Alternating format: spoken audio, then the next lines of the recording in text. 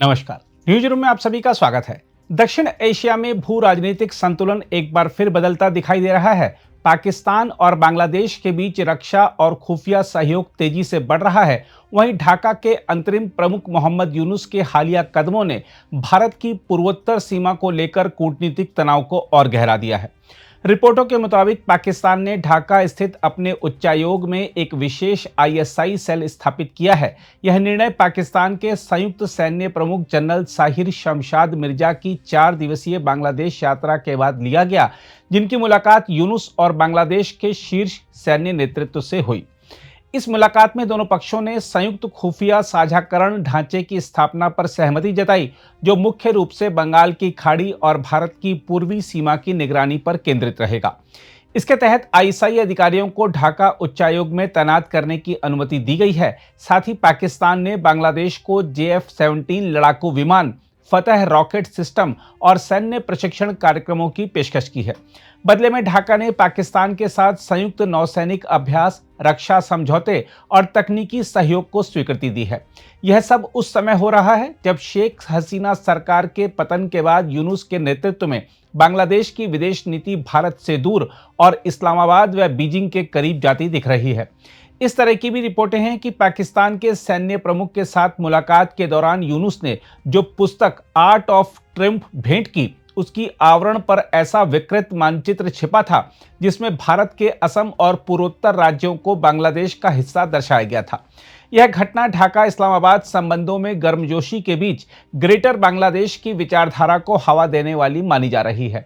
यह वह विचारधारा है जिसमें कुछ कट्टरपंथी समूह भारत के असम, त्रिपुरा, मेघालय और बंगाल के हिस्सों को ऐतिहासिक बंगाल भूमि मानते हैं। देखा जाए तो यूनुस का यह पहला विवाद नहीं है। अप्रैल 2025 में चीन यात्रा के दौरान उन्होंने भारत के पूर्वोत्तर को लैंड लॉक्ड कहकर दावा किया था कि हम ही इस क्षेत्र के सागर के एकमात्र संरक्षक हैं और यह चीन की अर्थव्यवस्था के विस्तार के लिए स्वाभाविक मार्ग हो सकता है। बाद में उनके एक पूर्व सैन्य सलाहकार मेजर जनरल सेवानिवृत्त फजलुर रहमान ने सुझाव दिया था कि यदि भारत पाकिस्तान पर हमला करे तो बांग्लादेश को चीन के साथ मिलकर भारत के पूर्वोत्तर पर कब्जा करना चाहिए। इससे पहले यूनुस के सहयोगी नाहिदुल इस्लाम ने भी ग्रेटर बांग्लादेश का नक्शा साझा किया था, जिसमें असम, त्रिपुरा और पश्चिम बंगाल के कुछ हिस्से शामिल थे। इन घटनाओं से यह स्पष्ट होता है कि यूनुस सरकार की बयानबाजी भारत के उत्तर पूर्व को कूटनीतिक रूप से अस्थिर करने की एक संभावित रणनीति के रूप में उभर रही है, जबकि दूसरी ओर ढाका पाकिस्तान और चीन के साथ अपनी सैन्य भागीदारी बढ़ा रहा है। देखा जाए तो शेख हसीना सरकार के पतन के बाद से बांग्लादेश की विदेश नीति में भारत केंद्रित से इस्लामाबाद, बीजिंग केंद्रित झुकाव आया है। यूनुस शासन में पाकिस्तान और चीन दोनों ही ढाका को अपने सामरिक चक्र में शामिल करने की कोशिश कर रहे हैं।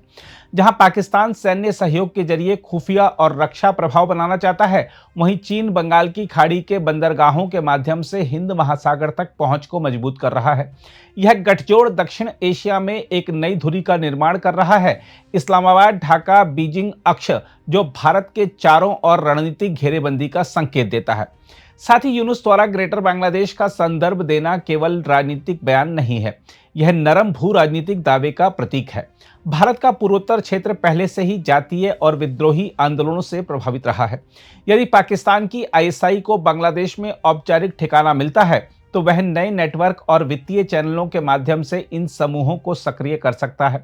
यह स्थिति भारत के लिए 2 मोर्चों से अधिक एक अदृश्य पूर्वी मोर्चा तैयार कर सकती है, जहां युद्ध बंदूकों से नहीं बल्कि सूचना, विचारधारा और प्रचार के जरिए लड़ा जाएगा। हम आपको बता दें कि बंगाल की खाड़ी भारत की पूर्वी नौसैनिक कमान के लिए जीवन रेखा है। इस जल क्षेत्र में पाकिस्तान बांग्लादेश सहयोग भारत की सागर नीति को कमजोर कर सकता है। यदि पाकिस्तान नौसैनिक सलाहकारों या तकनीकी विशेषज्ञों के नाम पर चिटगांव या मोंगला बंदरगाहों तक पहुंच बनाता है तो यह भारत के अंडमान निकोबार कमान की निगरानी व्यवस्था को चुनौती दे सकता है।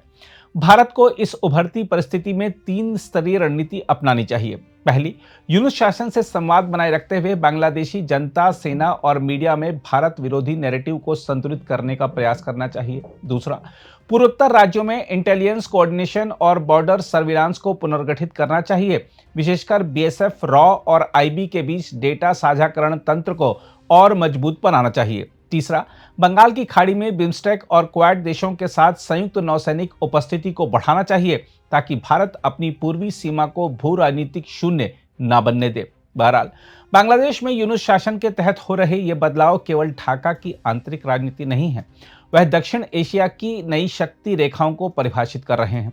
पाकिस्तान और चीन के साथ बांग्लादेश की बढ़ती निकटता से भारत को अब यह समझना होगा कि उसकी पूर्व की सीमाएं भी उतनी ही संवेदनशील हैं जितनी पश्चिम की। यूनुस का ग्रेटर बांग्लादेश संदर्भ, पाकिस्तान के साथ रक्षा सहयोग और चीन से सामरिक समीकरण तीनों मिलकर भारत के लिए एक नया पूर्वी संकट तैयार कर रहे हैं। भारत को इस समय प्रतिक्रिया से अधिक पहल की आवश्यकता है ताकि वह दक्षिण एशिया में न केवल एक शक्ति बने बल्कि स्थिरता का केंद्र भी बना रहे। अगर आप भी लेना चाहते हैं देश दुनिया की तमाम जानकारी तो आज ही सब्सक्राइब करें हमारे चैनल को। साथ ही नीचे दिए बेल आइकन को जरूर दबाएं ताकि हर अपडेट आप तक पहुंच सके।